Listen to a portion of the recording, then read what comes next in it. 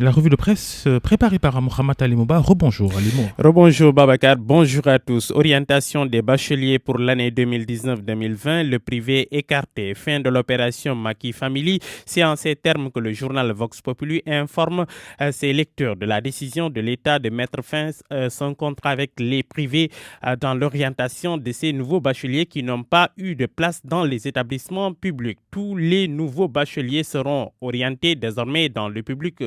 Relève en première page le très officiel Le Soleil. Pour Sud Quotidien, c'est clair, l'État abandonne le privé. S'exprimant face aux journalistes, le ministre de l'Enseignement supérieur annonce une batterie de mesures d'accompagnement pour permettre aux universités d'absorber tous les bacheliers. Cheikh Omar Anne s'engage par ailleurs à éponger la dette de 4 milliards de francs CFA due aux établissements privés d'ici à 2020. Coup de massue pour le privé, gros défi pour l'État du Sénégal, avertit Vox Populi. Port du voile à l'institution Sainte-Jeanne d'Arc. La tension monte selon le journal Enquête. L'école est catégorique par rapport à son refus d'admettre les filles voilées en son sein.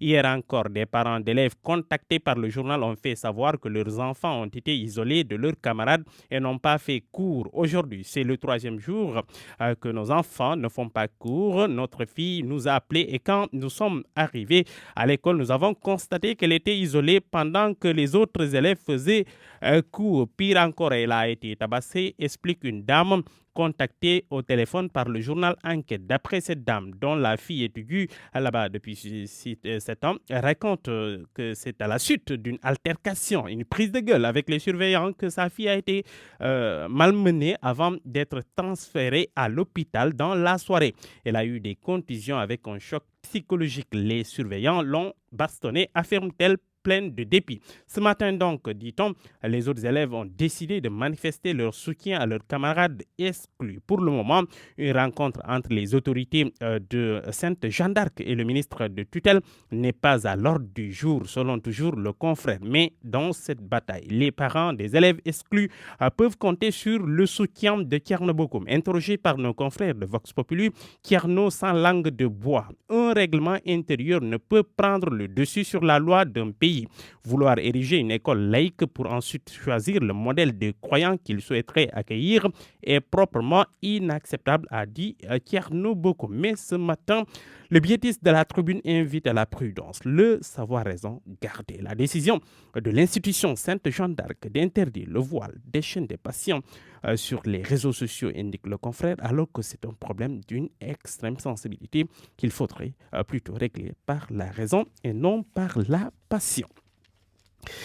Mise en œuvre des politiques publiques, Macky Sall réquisitionne ses ministres pendant 2 jours. L'information est du journal La Tribune qui écrit: après plusieurs semaines d'absence du territoire national, le chef de l'État veut reprendre la main en remettant ses ministres au travail dans un contexte social lourd où les inquiétudes sur la capacité du gouvernement à finaliser les grands projets du plan Sénégal émergent 2 s'entrechoquent avec les pénibilités diverses qui frappent les populations. Séminaire gouvernemental aujourd'hui et demain donc. Mais attention au dérapage budgétaire, semble avertir le journal Observateur, lequel confrère croit savoir ce qui se cache derrière la rationalisation des charges de l'État.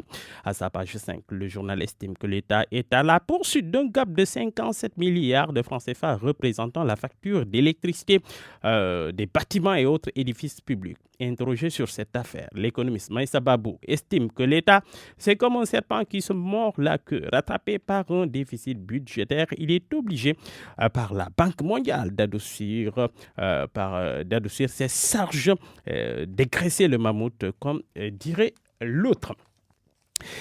Justice, coup de théâtre dans l'affaire de saisie record de drogue au port de Dakar. Le journal Libération nous dit que le couple allemand et les 2 Italiens sont libres. Le parquet a béni leur nouvelle demande de liberté provisoire avant que le doyen des juges ne signe une ordonnance dans ce sens. À lire dans l'Observateur ce dossier.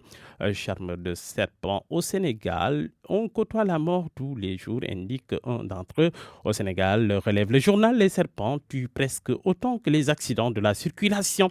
Raison pour laquelle le métier de charmeur de serpent est très couru, acquiescent des familles, en font leur gagne-pain et le métier se transmet de génération à génération malgré tous les risques qui l'escortent, à lire dans l'Observateur de ce matin.